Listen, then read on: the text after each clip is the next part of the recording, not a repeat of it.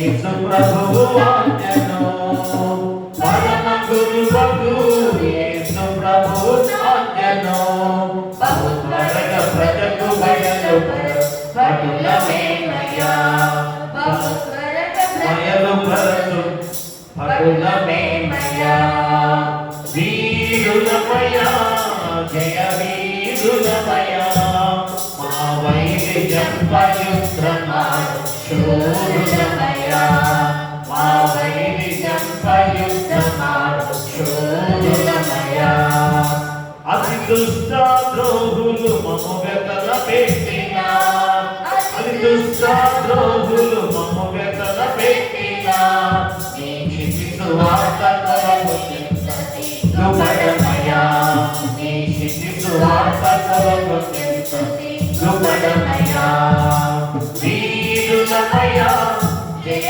వీరులమయ్యా మా వైద్యం పయుత్రమాడు శూరులమయ్యా మా వైద్యం పయుత్రమాడు శూరులమయ్యా భూలోకనాథులు చలపోరు సల్పినా భూలోకనాథులు పలపోరు సల్పినా మా మేలు పునరునాథమైన పెట్టువాడము మా మేలు పునరునాథమైన పెట్టువాడము వీరులమయ్యా జయ వీరులమయ్యా మా వైద్యం పయుత్రమాడు శూరులమయ్యా మా వైద్యం పయుత్రమాడు శూరులమయ్యా తండ్రి యొక్కయు కుమారుని యొక్కయు పరిశుద్ధాత్మ యొక్కయు నామమున ఆమేన్. ప్రభువా మమ్మను కనికరింపము క్రీస్తు మమ్మను కనికరింపము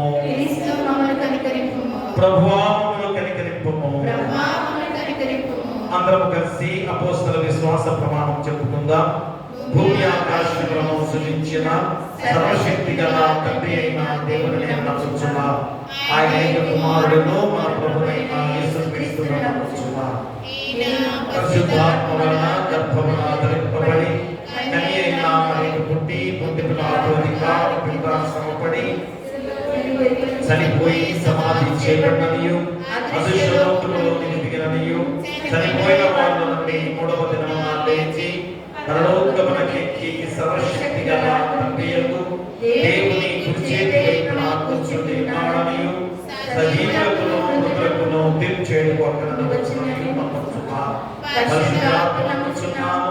పరిశుద్ధ క్రైస్తవ సంఘముగు పరిశుద్ధుల సహవాసమును పాపక్షమాపణయు శరీర పునరుద్ధానమును నిత్య జీవమును నమ్ముచున్నాను. ఆమేన్. దయచేసి కూర్చోండి. ప్రియ దేవుని సంఘమా అందరి బిడ్డలారా, మరొక గొప్ప సమయముగా 80వ స్వాతంత్ర దినోత్సవపు సమయముగా మీ అందరికి కూడా 80వ స్వాతంత్ర దినోత్సవ శుభాలు తెలియజేస్తూ మరి 79 సంవత్సరాల నుండి 80 సంవత్సరంలో ప్రవేశిస్తున్న గొప్ప విధానం. ఎందుకనగా ఒకరి బానిసత్వం కింద ఉండకూడదని పదే పదే దేవుని వాక్యము బోధిస్తుండగా మన నాడు భారతీయులను కూడా మరి బ్రిటిష్ వారి పాలనలో ఉన్న మనందరం కూడా ఆనాడు ఐక్యతతో కులమత భేదాలు లేకుండా ఆ గొప్ప స్వాతంత్ర్యాన్ని మనము తీసుకొచ్చుకున్న గొప్ప విధానం. కాబట్టి ఈరోజు 80వ సంవత్సరంలో ప్రవేశించిన మనందరం కూడా మరి మన స్వాతంత్ర్యము మన జీవితానికి ఎలాంటి మేలు చేసిందో ఆలోచన చేసుకోవాల్సిన గొప్ప సమయం. అందుకని ఈరోజు మనకి ఇచ్చిన ఈ సమయాన్ని బట్టి దేవాది దేవునికి వందనాలు చెల్లించుకొని వచ్చిన మీ అందరికి కూడా నిండు వందనాలు తెలియజేసుకుంటూ ఉన్నాం. ఈరోజు ఇచ్చిన వాక్య భాగముగా పరిశుద్ధులైన యోహాను రాసిన సువార్త 8వ అధ్యాయము 36వ వచనాన్ని చదువుకుందాం. దయచేసి చదవండి. యోహాను సువార్త 8వ అధ్యాయము 36వ వచనం.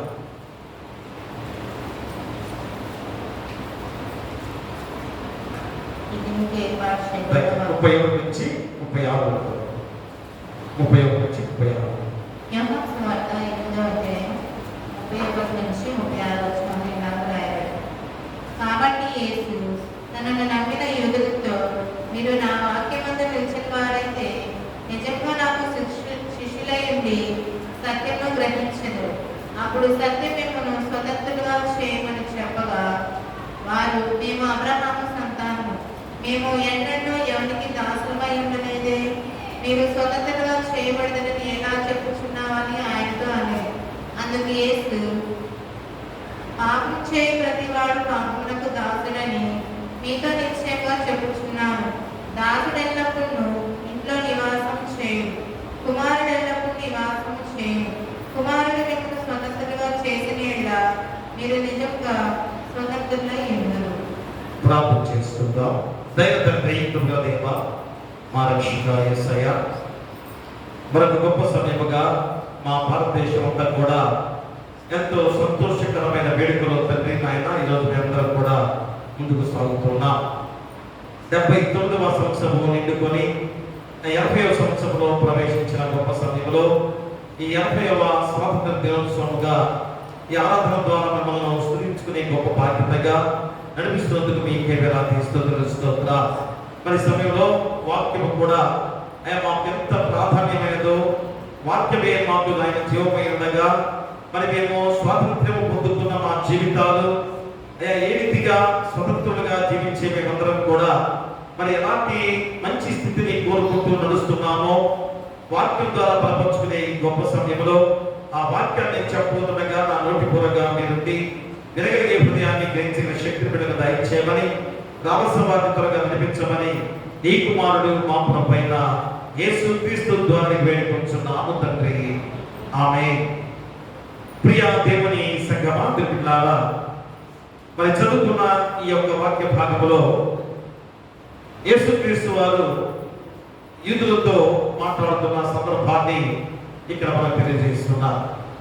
ఎందుకనగా, మీరు నా వాక్యమును నిలిచిన వారైతే నిజముగా నా శిష్యులై ఉండి సత్యమును గ్రహించెదరు. ఖచ్చితంగా దేవుని వాక్యము ద్వారా మనం ఎలాంటి సత్యముగా నడుచుకునే విధానంలో ఆ దేవాది దేవుడే సత్యవంతుడిగా ఉన్నాడు కనుక మరి ప్రతి ఒక్కరూ కూడా సత్యముతో జీవించాలి. అలాంటి సత్యము లోకంలో ఉందో లేదో ఈ 80వ సంవత్సరం స్వాతంత్ర దినోత్సవంలోనైనా కానీ మనము గుర్తు చేసుకోవాలి. మా లోకము సత్యముగా ఉందా? సత్యముతో నడుస్తుందా? నీతిగా ఉందా? యథార్థమైన జీవితాలు కొనసాగించుకుంటున్నామా?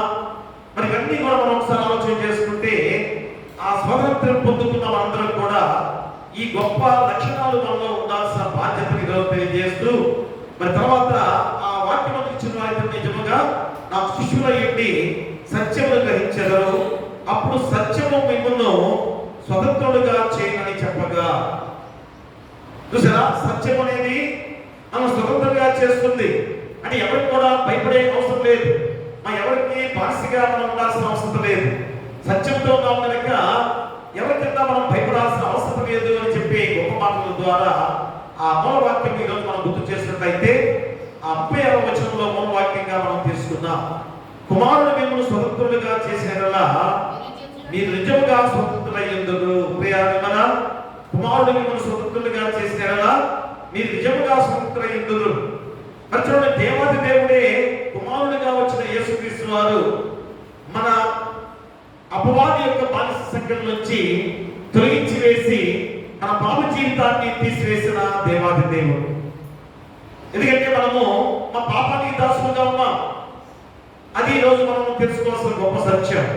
ఎందుకంటే మనుషులుగా భారతదేశాన్ని బ్రిటిష్ వారి నుంచి స్వతంత్రత పొందుకున్నాం. మరి స్వతంత్రత పొందుకున్న తర్వాత ఎన్ని ఘోర కృత్యాలు జరుగుతున్నాయి, ఎంత ఘోరమైన విధానాలు ఈ లోకంలో జరుగుతున్నాయి. ఇప్పుడు కూడా కత్తి చేత పట్టుకొని నడివీధుల్లో ప్రత్యక్షంగా అందరూ చూస్తుండగా నరికిన విధానాన్ని మనం చూస్తున్నారు కదా. మా ఆడపిల్లలు రోడ్డు మీద తిరగాలంటే భయాందోళనతో ఉన్న లోకముగా జీవిస్తున్న విధానం. అంటే స్వతంత్రులుగా మార్చబడింది దేనికి? మా స్వతంత్ర పొందుకుంది దేనికి? అందుకని దేవుని వాక్యం ఈరోజు సత్యము మిమ్మల్ని స్వతంత్రులుగా చేస్తుంది. కాబట్టి సత్యం అనేది మనము ఖచ్చితంగా ఆ సత్యమైన విధానంలో నడవాలంటే యేసుక్రీస్తు వారి యొక్క మార్గంలోనే నడవాలి. మా యేసుక్రీస్తు వారి మార్గంలోనే నడవాలి. అందుకని ఏమన్నాడు? కుమారుడు మమ్మల్ని స్వతంత్రులుగా చేసిన మీరు నిజముగా స్వతంత్రులయ్యుందురు. ఎందుకంటే ఆ కుమారుడు స్వతంత్రులుగా చేయడానికి తన ప్రాణాన్ని త్యాగం చేశాడు.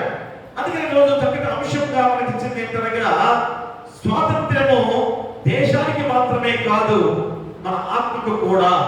ఇది ఈరోజు మా అంశం. మా స్వాతంత్ర్యం అనేది దేశానికి మాత్రమే కాదు, మన ఆత్మకు కూడా. ఏదో మనుషులుగా స్వాతంత్ర్యం తీసుకొచ్చుకున్న వారిగా అనుకుంటున్నాం.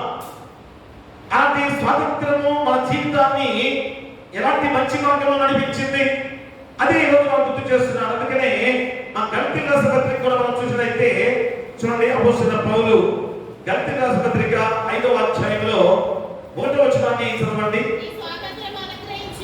ఈ స్వాతంత్ర్యము అనుగ్రహించి క్రీస్తు మనల్ని స్వతంత్రులుగా చేసి ఉన్నాడు.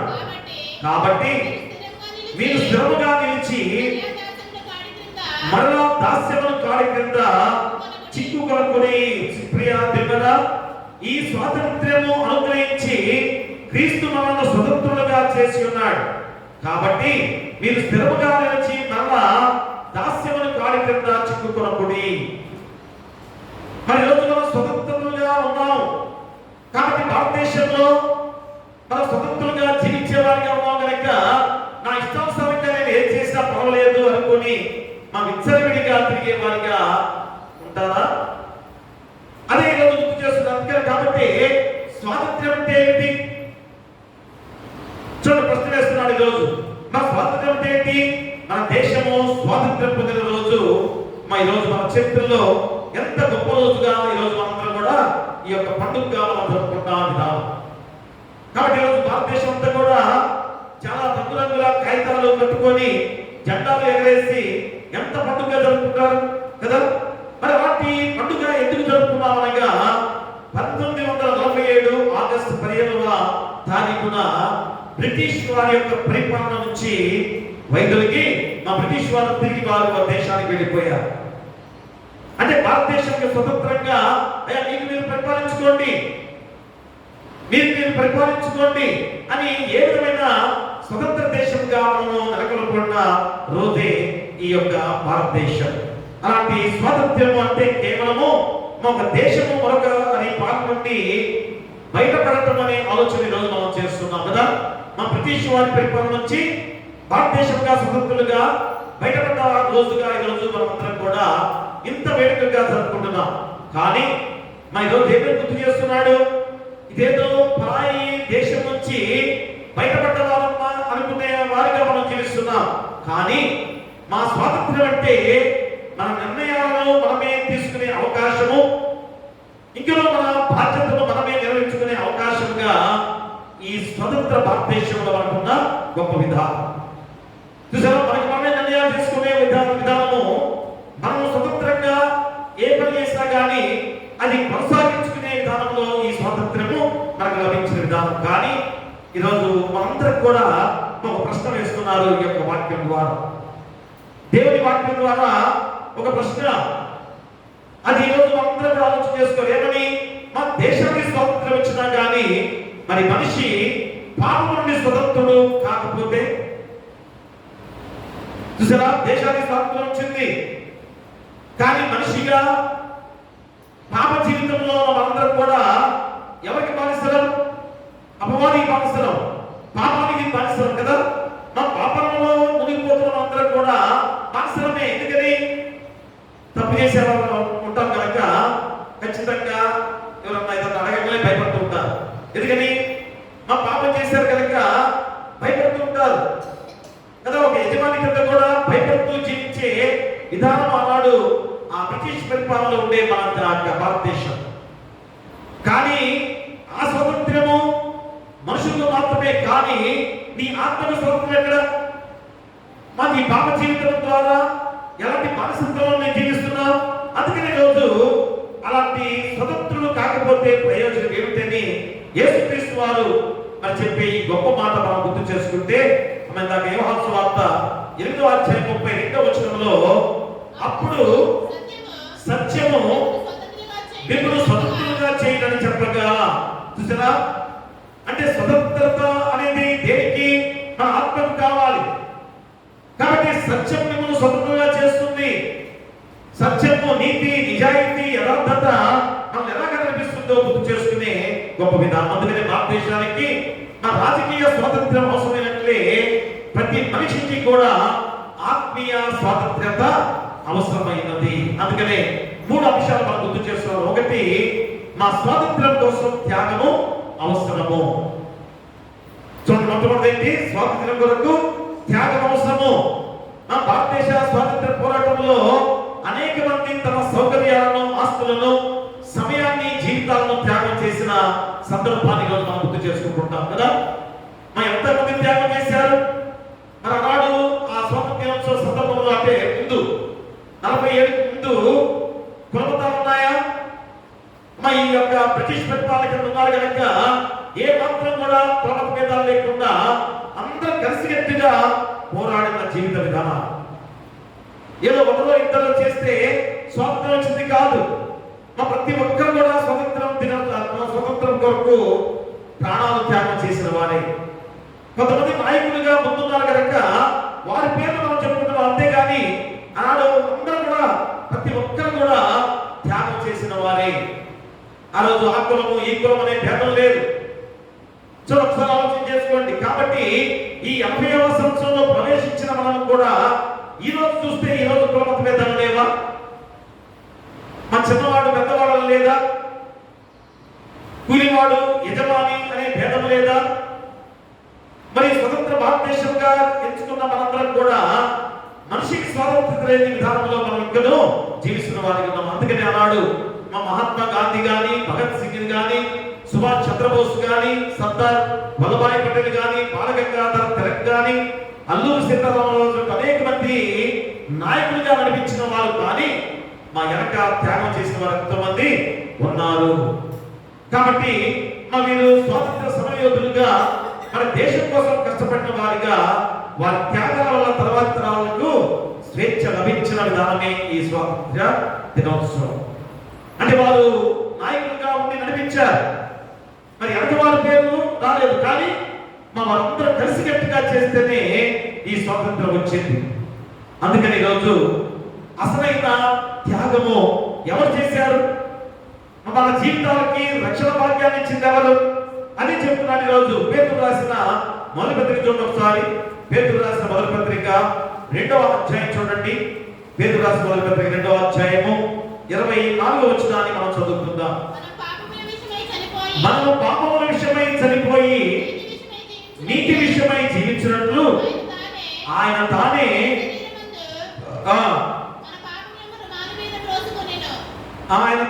తన శరీరమును తన పాపములను ప్రాణ మీద మోసుకొనెను. ఆయన పొందిన గాయముల చేత మీరు స్వస్థతను పొందితిరి. చూసారా ఎలాంటి గొప్ప త్యాగమో మనం గుర్తు చేసుకోవాలి.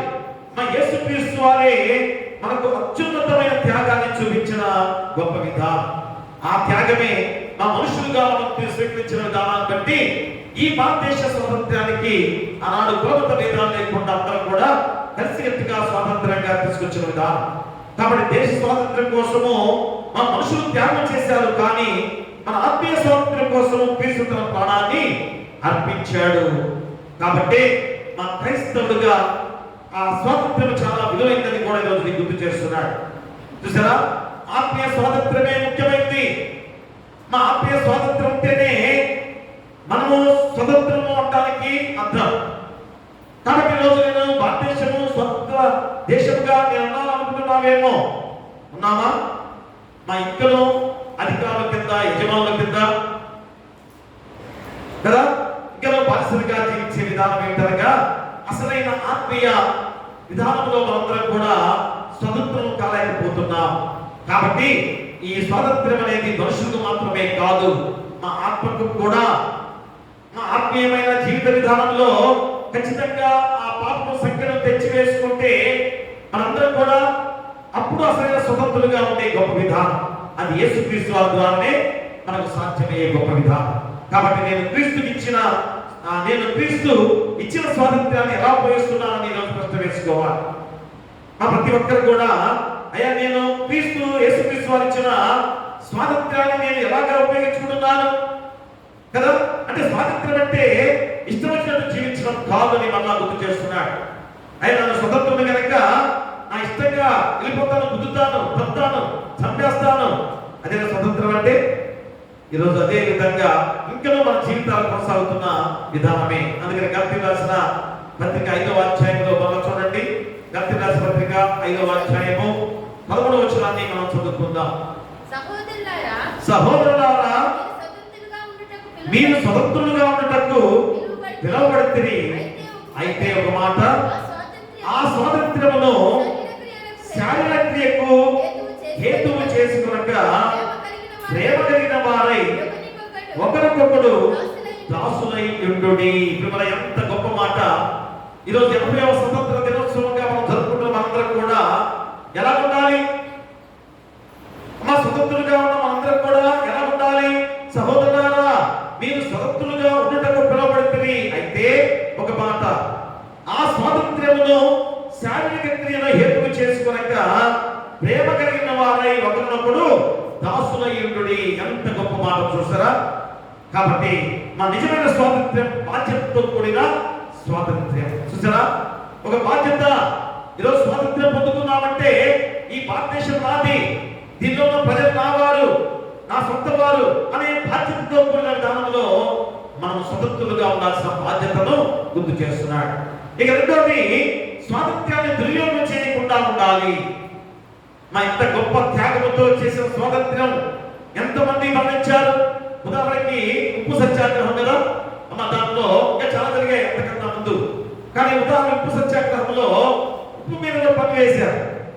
అదేంటంటే ఉప్పు ఆ సూర్యరశ్మి ద్వారా, ఆ నీటి ద్వారా లభించే ఉప్పు కూడా పన్ను వేయటం ఏంటి అని భావంతో ఉండే విధానంలో వారు పన్ను వేస్తే అందరూ కూడా ఎలాగా మౌనంగా ఆ ఉప్పు మళ్ళకి మీదకి నడుచుకుంటూ వెళ్ళేవారు. వారు పై చేసేవారు, కర్రతో లాఠీలతో కుట్టేవారు. ఎక్కడ పడితే అక్కడ తల పగిలేది, చర్మం పగిలిపోయి రక్తం కాలుతుండేది. అయినా కానీ మౌనంగా ఉండేవారు. ముందుకు పోతే అక్కడ డాక్టర్ గారు కూర్చుండేవారు. ఆమె అంతా కూడా శుభ్రం చేసి మళ్ళా పంపించేది. మళ్ళా తిరిగి వచ్చేవారు, లైన్లో వచ్చేవారు, మళ్ళా దెబ్బ తినేవారు. ఎంతసేపు ఇష్టం చేసిన వారు కొట్టి కొట్టి. చూసారా ఎంత గొప్ప త్యాగం అది? ఎవరిది? మా యేసుక్రీస్తు వారు చూపించిన గొప్ప త్యాగమే. ఆయన శిలువపై ఇంతగా కొడుతున్నా కానీ మౌనం దాల్చాడే కానీ ఏమన్నా మారు మాట్లాడాడా? లేదు. ఆ గొప్ప విధానమే.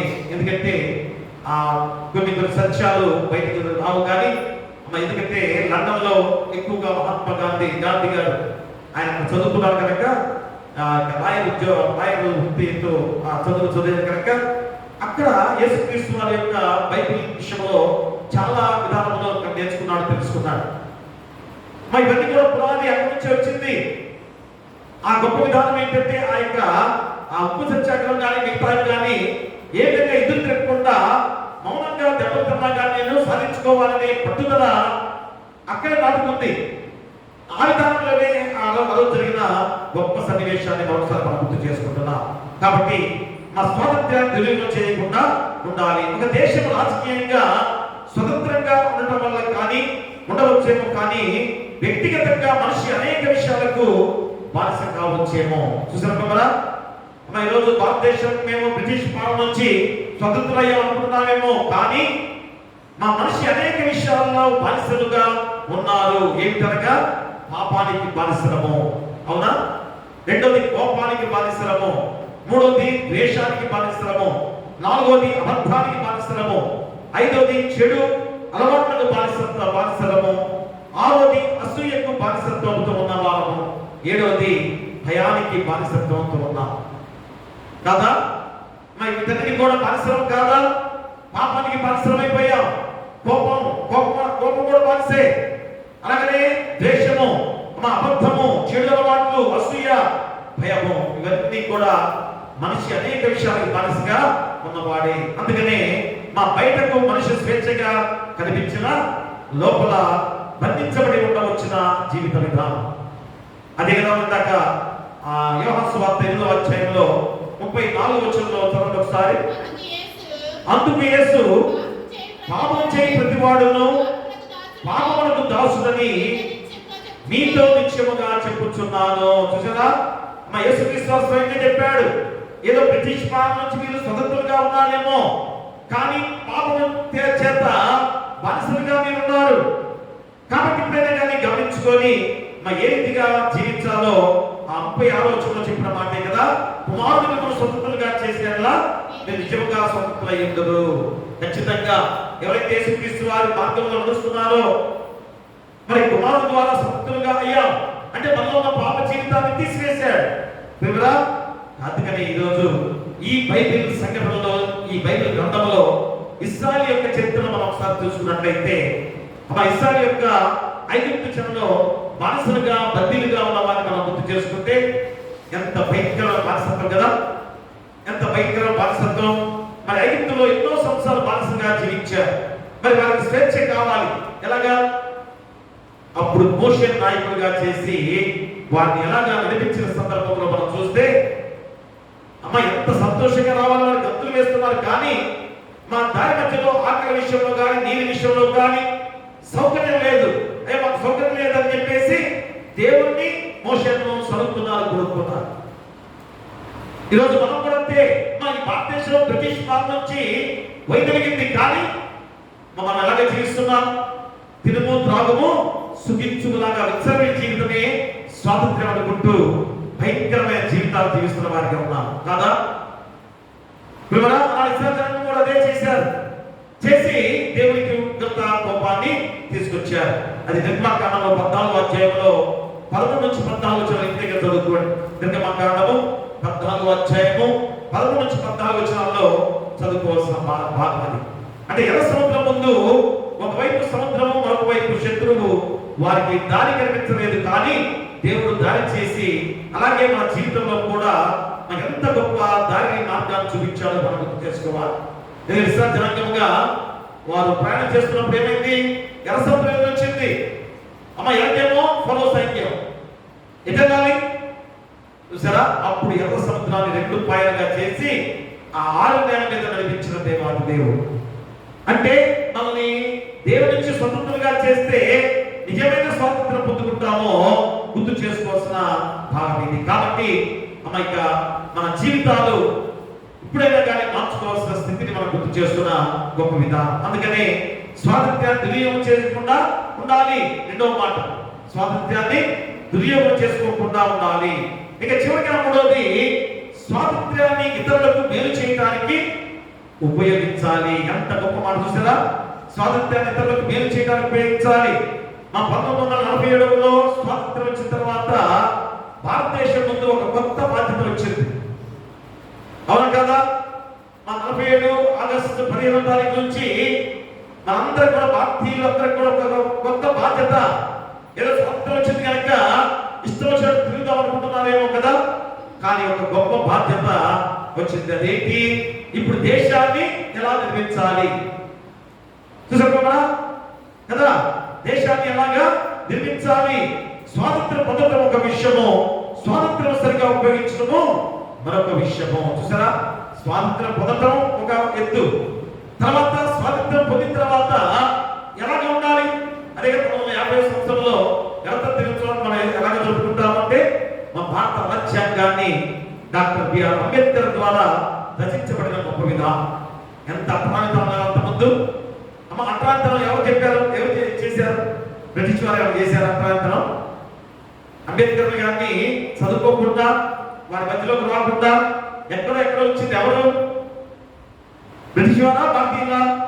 భారతీయులే. చూసారా ఎక్కడ ఉంది అసలు మూలం? ఎక్కడుంది ఈ యొక్క జబ్బు?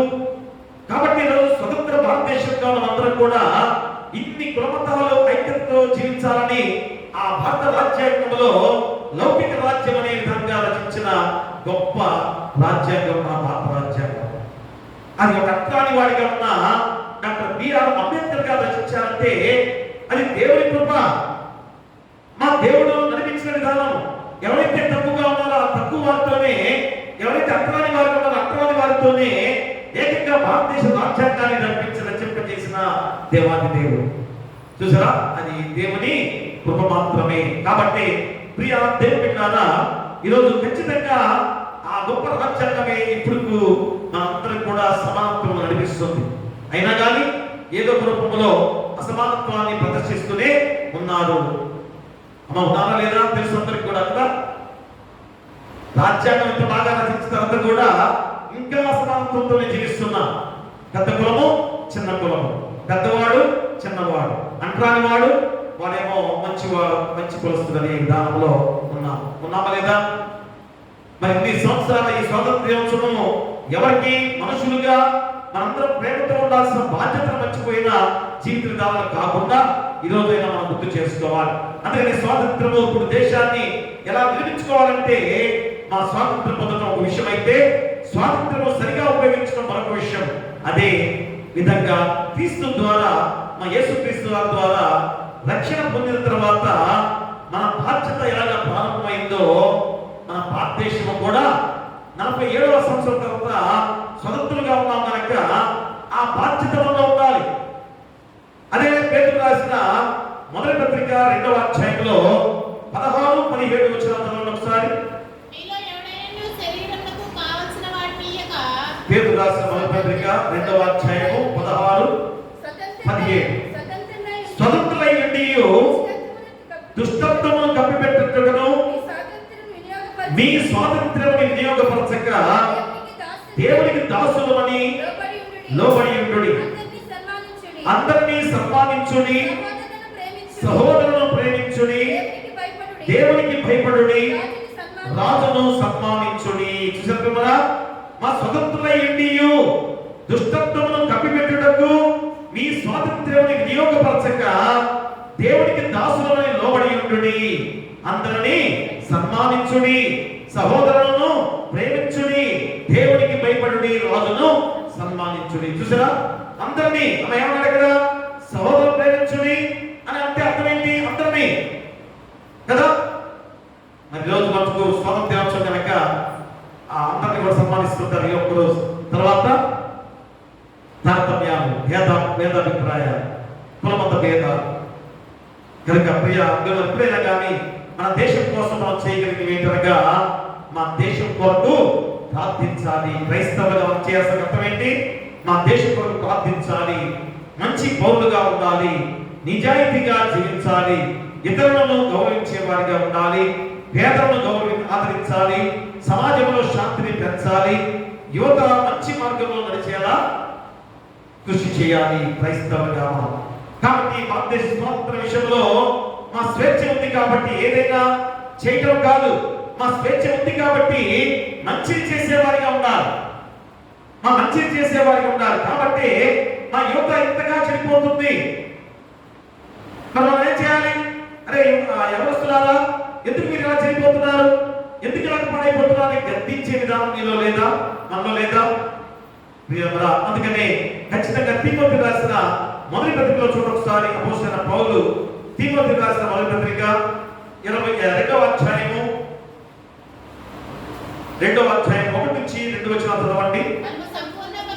మనము సంపూర్ణ భక్తియు మాన్యతయు కలిగి నెమ్మదిగాను సుఖముగాను బ్రతుకు నిమిత్తము అన్నిటికంటే ముఖ్యముగా మనుషులందరి కొరకు, రాజుల కొరకును, అధికారులందరి కొరకును విజ్ఞాపనలను, ప్రార్థనలను, యాచనలను, ప్రతిజ్ఞాస్తులను చేయవలని హెచ్చరించుచున్నాను. అంటే రాజుల కొరకు, అధికారుల కొరకు ప్రార్థించాలి. మనం చేసిన క్రైస్తవ్యంలో మనం చేసిందేంటి? రాజుల కొరకు, అధికారుల కొరకు ప్రార్థించాలి. దేవుని వాక్యం చెబుతున్న గొప్ప సందర్భం ఇది. కాబట్టి మన దేశ నాయకుల కొరకు మనం కూడా ప్రార్థించేవాడిగా ఉండాలి. అది ఈరోజు మనం చేయాల్సిన గొప్ప కర్తవ్యం. అందుకని కొంతమంది స్వాతంత్ర దినోత్సవం మనం జరుపుకోవడం ఏంటి అని నిర్ణయం ఎవరు పెట్టారు పోస్టుల్లో. ఎందుకు పెట్టుకున్నాం? మా క్రైస్తవులుగా మన బాధ్యత ఏంటి? స్వాతంత్రంలో భారతీయులుగా మన పాత్ర ఎంత గొప్ప పాత్ర. ఆనాడు కులమత భేదాలు లేవు, ఎంతో మంది త్యాగంలో ఉన్నవారే, కొంతమంది పేర్లు మాత్రమే బయటకు వచ్చాయి, కానీ వారు నాయకులుగా ఉన్నారు. ఏదో నాయకత్వం లేకపోతే రాదు కదా. అమ్మ, నాయకత్వం వెనక ఎంతో మంది ఉన్నారు. మరి వాళ్ళందరూ కూడా త్యాగం చేసిన వారే. అప్పుడు ఇక్కడ ఉన్నంత పేదవాళ్ళే. కాబట్టి క్రైస్తవులుగా మన కర్తవ్యం ఏంటి? కాబట్టి ఈరోజు ఈ ప్రార్థన ద్వారా యేసుక్రీస్తు వారు చేసిన త్యాగాన్ని మనం గుర్తు చేసుకొని అలాంటి త్యాగం ద్వారా మనం ఈ స్వాతంత్రాన్ని పొందుకున్నాం. కాబట్టి ఈరోజు మనం ఎలా ఉండాలి? మంచిని పెంచాలి. అది ఈరోజు మనం చేస్తుంది. అందుకనే మా గత త్యాగాలను మర్చిపోకుండా మా స్వాతంత్ర్యం ఇతరులకు మేలు చేయడానికి ఉపయోగించుకునే వారిగా మనందరం కూడా ఈ స్వాతంత్ర్యాన్ని మనందరం కూడా పొందుకునే గొప్ప బాధ్యతను దేవుడు గుర్తు చేస్తున్నాడు. అంటే స్వాతంత్ర్యాన్ని ఇతరులకు మేలు చేయడానికి ఉపయోగించాలి. అది ఈరోజు మనం చేసిన గొప్ప కార్యముగా దేవుడు ఈరోజు మనం గుర్తు చేస్తున్నాడు. కాబట్టి ఈరోజు మనం చేయాల్సిన కర్తవ్యం ఏంటి? మా భారతదేశం కోసం ప్రార్థించాలి. ఏది కరువు కాటకాలు లేకుండా వాతావరణం మంచిగా ఉండి రైతులుగా పండించే పంటలు బాగా పండాలి. వీటన్నిటి గురించి ప్రార్థించాల్సిన బాధ్యత మనకు ఉంది. దేశ నాయకుల కోసం ప్రార్థించాలి. దేశంలో శాంతి ఐక్యత కోసం ప్రార్థించాలి. యువత మంచి మార్గంలో నడవడానికి ప్రార్థించాలి. ఎందుకంటే యవనస్తులే రేపటి గొప్పవారు కదా. మరి యవనస్తులు ఈరోజు ఎంతగా చనిపోతున్నారనే భావన తల్లిదండ్రులుగా, పెద్దవారుగా, సంఘంలో ఉన్న పిల్లలందరూ కూడా వారి గురించి ఆలోచన చేయవద్దా? కాబట్టి ఈ యొక్క ప్రార్థన జీవితాన్ని అలవాటు చేయడం అనేది మన యొక్క క్రైస్తవ జీవితంలో చెప్పే గొప్ప విధానం. ఇంకనూ పాపబంధకాల్లో ఉన్న వారికి క్రీస్తులో నిజమైన స్వాతంత్రం కలగాలని ప్రార్థించాలి. దేశానికి క్రైస్తవ సంఘము మంచి సాక్ష్యంగా ఉండాలని ప్రార్థించాలి. ఇది ఈరోజు మన కర్తవ్యం. కాబట్టి ప్రియ దేవుని బిడ్డలారా, స్వాతంత్రం అనేది దేశానికి మాత్రమే కాదు, మన ఆత్మకు కూడా. అది ఈరోజు మన విషయం. ఏంటది? స్వాతంత్రం అనేది దేశానికి మాత్రమే కాదు, మన ఆత్మకు కూడా. కాబట్టి ఏం చేయాలి? స్వాతంత్రం కోసము త్యాగం అవసరము. ఎలాంటి త్యాగం? ఆనాడు స్వాతంత్రం కోసం ప్రాణత్యాగం అన్నారు, చూసారా? అది మంచిది. దానివల్ల త్యాగము ద్వారా స్వాతంత్రం పొందుకున్నాం. కానీ ఈరోజు నీ ఆత్మ రక్షింపబడే విధంగా నీలో ఉన్న పాపాన్ని తీసివేసుకోవాల్సిన బాధ్యత. రెండోది, స్వాతంత్రాన్ని దుర్యోగం చేయకుండా ఉండాలి. ఇంతగా గొప్పగా స్వాతంత్రం తీసుకున్న తర్వాత మనం దాన్ని దుర్యోగం చేసుకుంటున్నామా? మూడోది, స్వాతంత్రాన్ని ఇతరులకు మేలు చేయడానికి ఉపయోగించబడాలి. ఈ మూడు మాటల ద్వారా, ఈ 80వ స్వాతంత్ర దినోత్సవం ద్వారా మనందరం కూడా ప్రార్థించాల్సిన బాధ్యతను గుర్తు చేసిన గొప్ప విధానం. అట్టి కృప మీకుండాలని కోరుతూ మీకు మీ కుటుంబాలకు సదాకాలం దేవుడు తోడైనను గాక. ఆమేన్. ప్రార్థన చేసుకుందాం. ప్రార్థన అయిన తర్వాత మనందరం కూడా బయటకు వెళదాం. బయట జెండా మరి ఎగరేసిన తర్వాత మన జనగణమన పాడుతూ మనందరం కూడా సెలవు తీసుకుందాం. ప్రార్థన చేసుకుందాం. సకల ఆశీర్వాదాలకు కారణభూతులమైన మా పరలోకపు తండ్రి, మహాపరిశుద్ధుడ, ప్రేమమైన పరమన్నమందు ఆశీర్వదిగా ఉన్న గొప్ప దేవ, మీకే వేలాది స్తుతులు స్తోత్రాలు. అయ్యా, గడిచిన 79వ స్వాతంత్ర దినోత్సవపు ప్రార్థన ద్వారా అయ్యా మేము గొప్ప సత్యాన్ని తెలుసుకున్నాము తండ్రి. మళ్ళా ఈ 2026వ సంవత్సరంలో ఆగస్టు 15వ తారీఖు 80వ స్వతంత్ర దినోత్సవాన్ని ఈ రీతిగా మేము ఆరాధించుకున్న విధానాన్ని బట్టి మీకే వేలాది స్తుతులు స్తోత్రాలు. ఎందుకనగా తండ్రి, ఈ 80వ సంవత్సరంలో స్వాతంత్రాన్ని జరుపుకున్న మేమందరం కూడా అయ్యా మనుషులుగా మేము ఎలాగా జీవిస్తున్నాం? అయ్యా సత్యముతో ఉన్నామా? నీతిమంతులుగా జీవిస్తున్నామా? ఎదుటివాడికి మేలు చేస్తున్నామా? అదే స్వాతంత్రం యొక్క గొప్ప లక్షణం అని ఈరోజు మీరు గుర్తు చేస్తున్నారు. కాబట్టి ఈరోజు చక్కటి వాక్య భాగం ద్వారా సత్యము స్వతంత్రులుగా చేయను అని ఎంత గొప్ప మాట మీ ద్వారా వినబడి చక్కటి అంశంతో వాక్యాన్ని సిద్ధపరుచున్నారు. స్వాతంత్రము దేశానికి మాత్రమే కాదు, మన ఆత్మకు కూడా అని గుర్తు చేస్తున్నారు. ఎందుకనగా తండ్రి, మాలో ఉన్న పాపము మమ్మల్ని బానిసలుగా ఉంచింది. కాబట్టి పాపాన్ని తీసివేసుకొని మేము స్వతంత్రులుగా జీవించాల్సిన బాధ్యతను కూడా గుర్తు చేస్తున్నారు. అప్పుడు పొరుగువాడి మీద ప్రేమ, తోటివాడి మీద ప్రేమ, మేము మంచి జీవితంలో ఉండాలనే గొప్ప విధానము ప్రతి ఒక్కరిలో కూడా కలుగుతుందని గుర్తు చేస్తున్నారు. కాబట్టి దేశానికి మాత్రమే కాదు, మన ఆత్మకు కూడా అనే దాన్ని 3 అంశాల ద్వారా గుర్తు చేశారు. ఒకటి, స్వాతంత్రం కోసము త్యాగం చేయాలి. అంటే స్వతంత్రంగా మేము ఉండాలంటే స్వచ్ఛంతో ఉండాలి, నీతిగా జీవించాలి, ఐక్యము ఆయన యథార్థతగా జీవించాలి. అలాంటివన్నీ కూడా మేము చేయాలంటే అయ్యా మేము ఆ యొక్క సత్యం అనేది అనుసరించే విధానంలో త్యాగం కూడా చేయాల్సిన బాధ్యత మాకుంది. ఎందుకంటే ఎదుటి వారి ద్వారా అయ్యా మేము ఎన్నో హింసలు పొందుకోవాల్సిన విధానం ఉంది అయ్యా. కాబట్టి అలా యేసుక్రీస్తు వారిగా మీరు మంచిని పెంచాలని, అయ్యా సత్యాన్ని అనుసరించాలని, నీతిని కొనసాగించాలని చివరి ప్రాణాన్ని త్యాగం చేశారు తండ్రి. మరి రోజు మేము అలాంటి త్యాగ ధనంతో అయ్యా నీతివంతులుగా జీవించవద్దా? అందుకనే మొదటి అంశంగా గుర్తు చేశారు. ఇక రెండవ అంశముగా స్వాతంత్ర్యం దుర్వినియోగం చేయకుండా ఉండాలి. ఇంత గొప్ప త్యాగంతో చేసుకున్న స్వాతంత్ర్యాన్ని అయ్యా మా భారతదేశము భారతీయులందరూ కూడా సమానమే. భారతదేశము నా మాతృభూమి. అయ్యా భారతీయులందరూ కూడా సమానమే. అయ్యా అలాంటి సమానం ఉందా? అలాంటి సమాన ఐక్యత మాలో ఉందా? ఇంకా కులమత భేదాలు, పెద్ద కులము చిన్న కులం అంటూ కూడా ఎలాంటిగా జీవిస్తున్నామో అయ్యా ఈరోజు ఆలోచన చేసుకోవాలి. ఇప్పుడైనా ఆలోచన చేసుకోవాలి. కాబట్టి అంతటి గొప్ప స్వాతంత్ర్యాన్ని పొందుకొని కూడా మేము అంత త్యాగం చేసి కూడా ఈ స్వాతంత్ర్యాన్ని దుర్వినియోగం చేసుకునే వారిగా ఉన్నారా?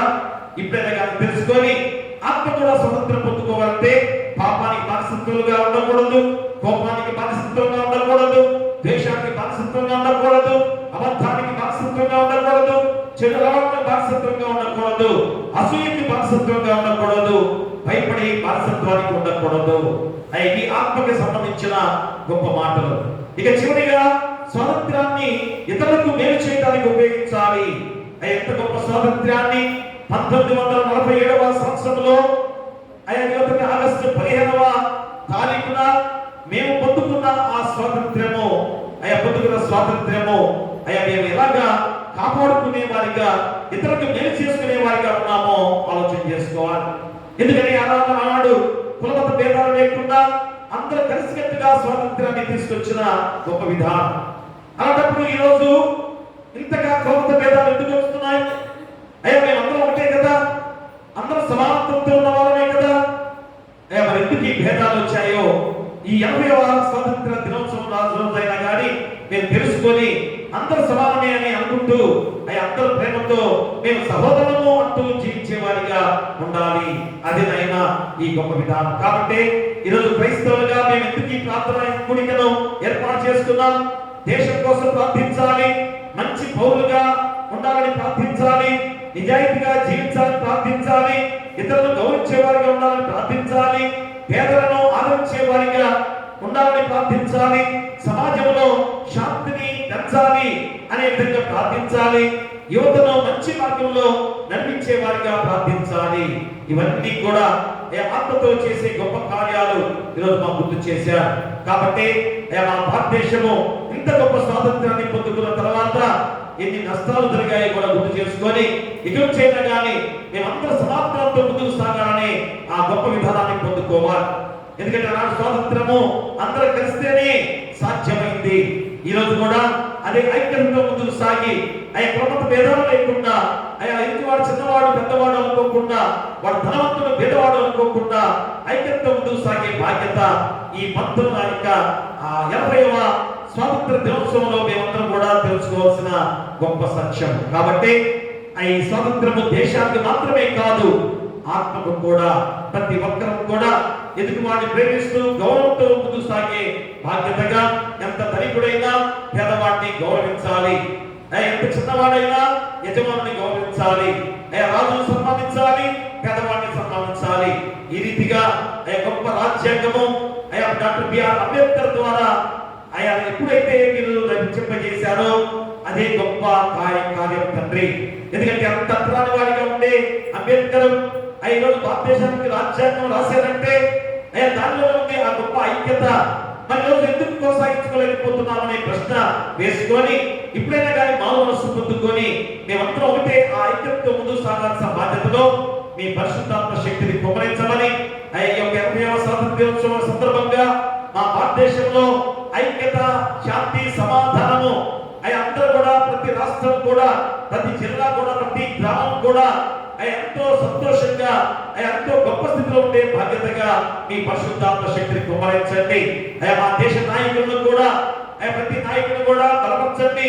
అయ్యా అందరం కూడా ఐక్యతగా ఉండాలని వారు చేసే ఆ గొప్ప సేవ పరిచర్యలో అయ్యా వారిని దీవించి బలపరచమని మేము ప్రార్థన చేస్తున్నాం. అయ్యా మా దేశ రాష్ట్రపతిని, ప్రధానమంత్రిని, ముఖ్యమంత్రులను, మంత్రులను, ఎమ్మెల్యేలను, అలాగే గ్రామ సర్పంచులు, ఎంపీడీసీ వారు, జడ్పీటీసీ వారిని, అలాగే ఉద్యోగ ధర్మాలు చేస్తున్న వారు కూడా అందరూ కూడా తగిన చక్కగా దేశాన్ని రక్షించుకోవాల్సిన బాధ్యత అందరిపై ఉంది.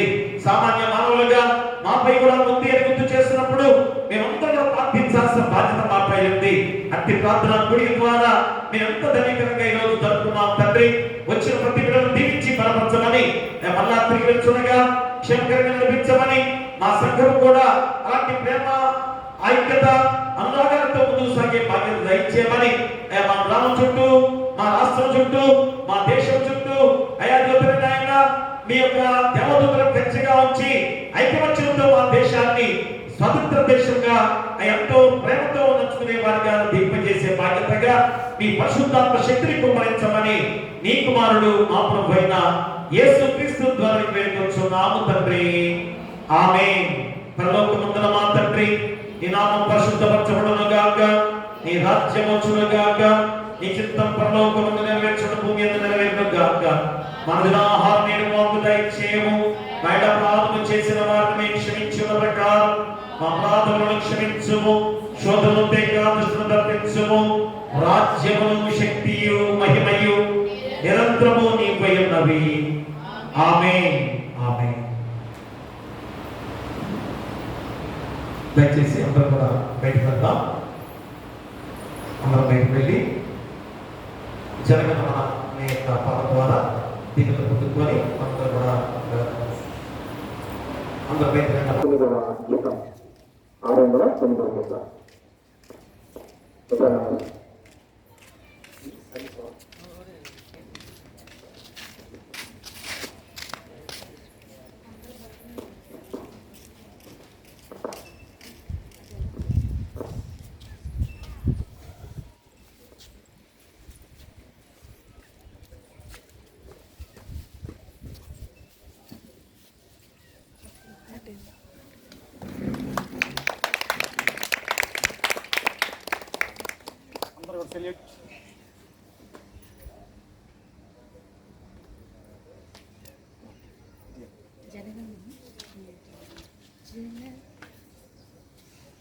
జనగణమన అధినాయక జయ హే భారత భాగ్య విధాత పంజాబ సింధు గుజరాత మరాఠా ద్రావిడ ఉత్తర గంగా ఇంద్ర హిమాచల యమునా గంగా ఉచ్చల జలధిత గంగా తవ శుభ నామే జాగే తవ శుభ ఆశీష మాగే గాయే తవ జయ గానా జనగణ మంగళదాయక జయ హే భారత భాగ్య విధాత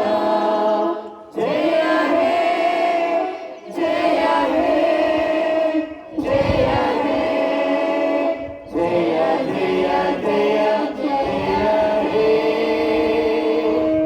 Salute.